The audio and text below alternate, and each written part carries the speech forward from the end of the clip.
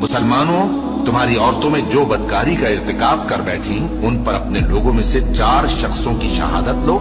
अगर वो उनकी बदकारी की गवाही दे तो उन औरतों को घरों में बंद रखो यहां तक कि मौत उनका काम तमाम कर दे, या अल्लाह उनके लिए कोई और सबील पैदा करे।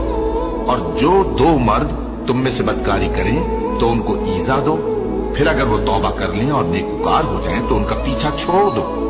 बेशक अल्लाह तौबा कबूल करने वाला है, मेहरबान है।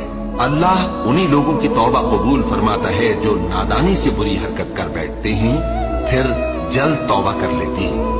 बस ऐसे लोगों पर अल्लाह तवज्जो करता है और वो सब कुछ जानने वाला है, हिकमत वाला है। और ऐसे लोगों की तौबा कबूल नहीं होती जो सारी उम्र बुरे काम करते रहें, यहां तक कि जब उनमें से किसी की मौत आ मौजूद हो तो उस वक्त कहने लगे कि अब मैं तौबा करता हूं, और न उनकी तौबा कबूल